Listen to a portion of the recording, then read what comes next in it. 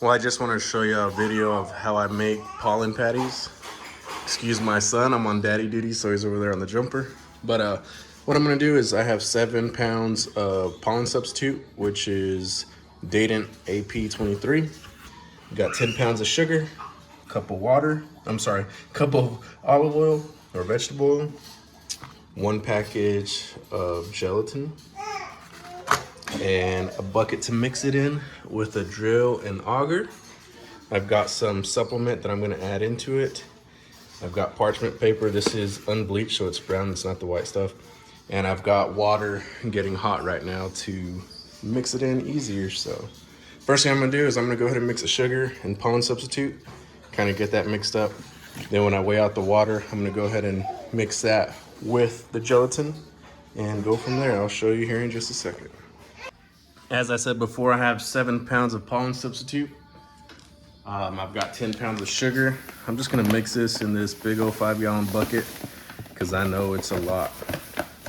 Now, if you have a big tub, that's probably better, and it's probably not to be doing it in the kitchen. But like I said, I have daddy duty and he's watching cartoons. So what I use is this drill and this paint. This paint mixer is dedicated to bees. The other one that I actually use for painting has paint all over it. This one is what I use to mix my syrup and stuff like this. So I'm really just gonna go in here and mix the pollen substitute.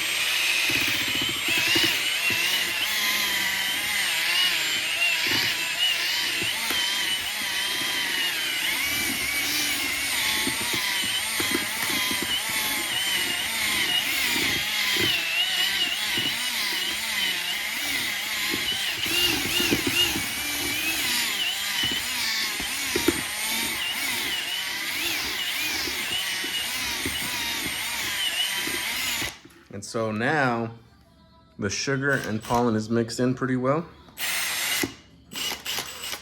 And the next thing I'm gonna do is weigh out the hot water. And you want it to be hot so the gelatin and everything could mix in properly. Of course, when water's cold, powder and stuff doesn't mix in as easy. So I'm gonna get that next. So now what I have is 4 pounds of hot water. You can see the steam coming up. Don't mind the dirty stuff at the bottom. This is my bucket I use when I'm rendering wax.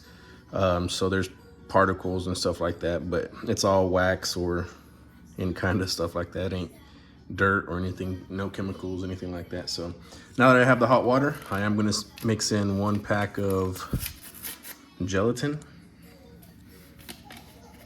so it could all take it in and mix properly, thoroughly. I'm just gonna use the same paint mixer. You can see it's hot, which is good.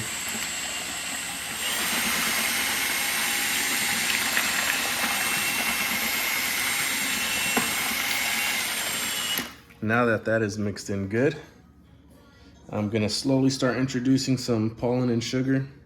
And as I said before, this is probably best to do in the garage or something, as I'm already getting pollen on the floor. Now I do have some extra hot water just in case I need more water. You want to make sure the consistency of the patties are pliable and pretty soft. But I'm gonna start mixing the sugar and pollen slowly.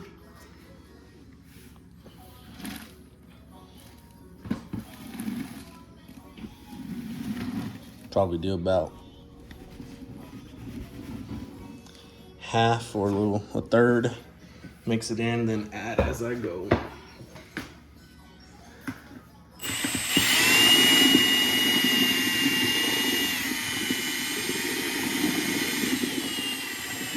And you see how wet that is still, so I'll go ahead and add the rest, or another third.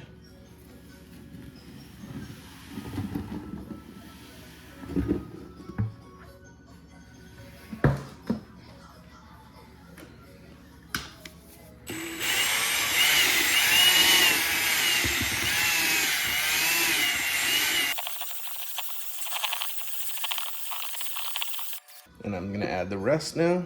And if it's too soft, then of course I'll add more pollen or whatever else I need to do to adjust accordingly. But let's see.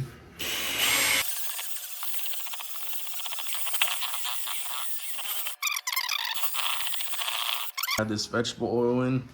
It does look a little too runny for my liking, so I may have to add some more pollen to it or sugar. So I'm gonna slowly add this in here.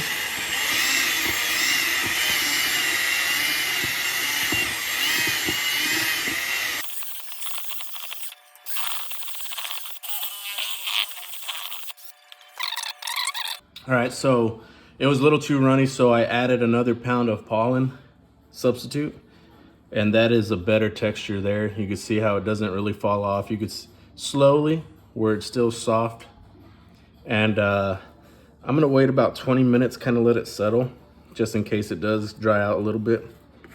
I can mix if I need to, but I'm gonna clean up all this mess before my lady comes home. And then cut some wax paper or parchment paper to go ahead and start getting these placed and ready for the bees tomorrow. So that is how I make pollen patties. 8 pounds of pollen substitute, 10 pounds of sugar, 1 package of glycerin, 4 pounds of hot water, and 1 cup of vegetable oil. Oh, I did forget one thing, which I'm gonna go ahead and do as well. I'm gonna add in some supplement, which is from a friend in California. So since I added that, I may have to add a little bit of water or just let that soak in. So I'm gonna go ahead and mix that in and see how it turns out. All right, so the next step, pre-cut some of your parchment paper. Get your spatula, about a spoonful a piece, depending on how much you want in there. I'll give it a little bit more. Of course, some colonies may need more, some may need less. Fold it in half. And just kind of press it out.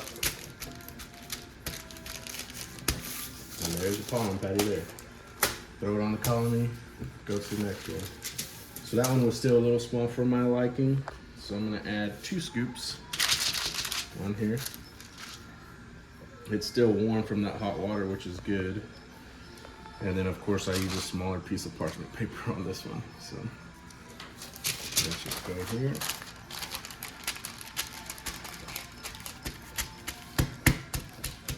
Smooth it up, there we go. Pollen patty, ready for tomorrow.